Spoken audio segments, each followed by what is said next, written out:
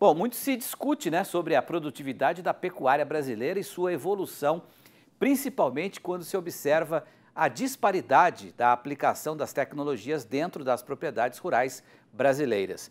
Com o intuito de trazer dados à questão, cruzar diferentes indicadores de produtividade e estabelecer referências, a consultoria Agrifato elaborou um material sobre a evolução dos principais gargalos tecnológicos da pecuária brasileira, divididos em três partes: produtividade em peso, em idade e também área produtiva. E nós convidamos o analista da Agrifato, o Iago Travagini, para dar mais detalhes sobre esse material. Iago, vamos começar sobre a produtividade, né? Como é que a pecuária brasileira está nesse quesito? Evoluímos nos últimos anos? Quais são os números? Boa noite, Iago. Boa noite, Petri. Boa noite a todo mundo do canal Rural. Primeiramente, agradecer mais uma vez pelo convite, pela oportunidade de falar com vocês aí, Petri. Bem, eu acho que assim, o que a gente fez dentro desse estudo que está disponível para quem quiser acessar é basicamente cruzar os dados de produção, de área, de idade de abate dos animais brasileiros e dentro disso buscar uma referência, né? O que que poderia vir, o que que a gente pode falar de referência como produtividade para a pecuária brasileira? E a pecuária tem os seus nuances, né? Quando a gente olha para a idade de abate dos animais, quando a gente olha por peso de carcaça dos animais ou a área ocupada. E o que a gente pode ver nos últimos 10, 20, até 30 anos, né, independente do período que você pega, é que a gente tem produzido mais carne por carcaça, ou seja, cada animal que a gente tem abatido ano após ano, ele tem gerado mais carne por cada carcaça. Esses animais têm sido encaminhados cada vez mais jovens para a linha de abate.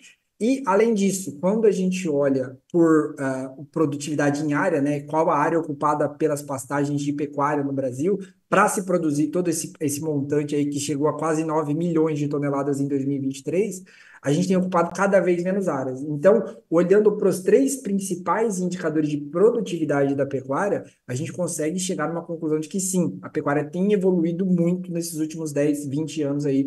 A pecuária brasileira tem caminhado muito bem.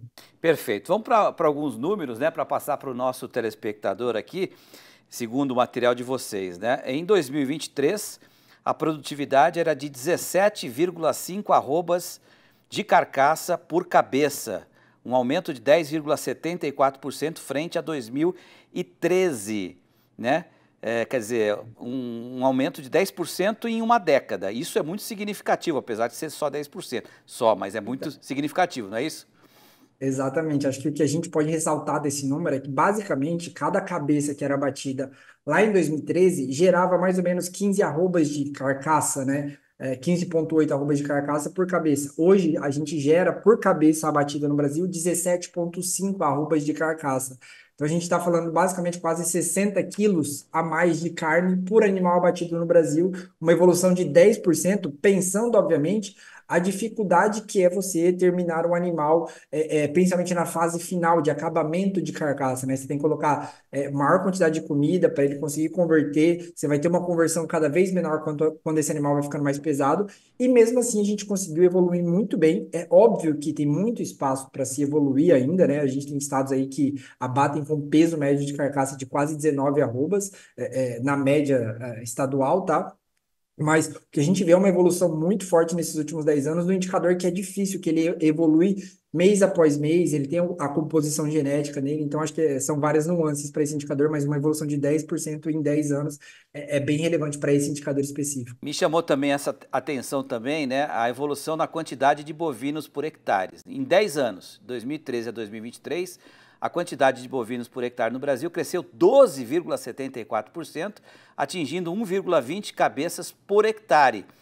E o curioso é que, se a gente voltar 20 anos no tempo, essa evolução foi de 32%, né, Iago? Perfeitamente, perfeitamente. Esse é um dos indicadores também que mostra o avanço da pecuária brasileira em quantidade de bovinos por hectare. Isso é assim, a gente, apesar de ainda ter uma quantidade de animais por hectare relativamente pequena, a gente evoluiu muito nesses últimos anos.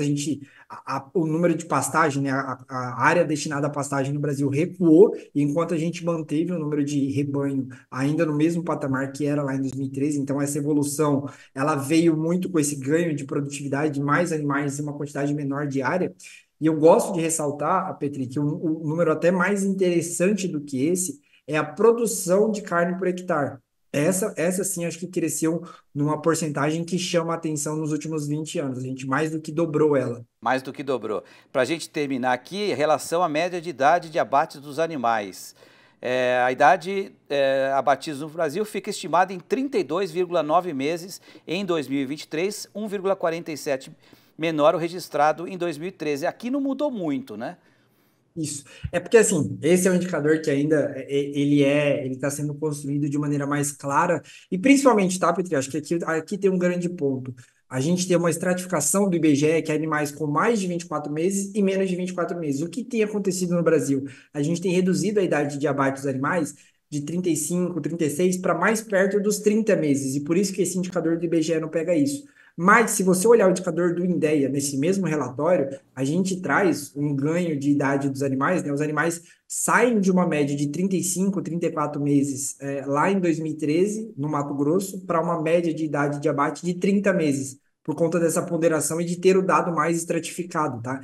Então, a gente está vendo que na idade também, apesar desse indicador do IBGE, a gente não conseguir demonstrar isso de maneira clara, mas quando a gente olha para indicadores mais estratificados, a gente vê avanços que chegam a casa dos 17%, 15% da idade de abate desses animais, tá? Então, chama a atenção também. Acho que todos os indicadores a gente está tendo evolução de maneira muito intensa nesses últimos 10 anos. Perfeito. Só para a gente terminar, então, onde é que as pessoas podem encontrar os dados completos desse relatório para poder acompanhar de mais perto?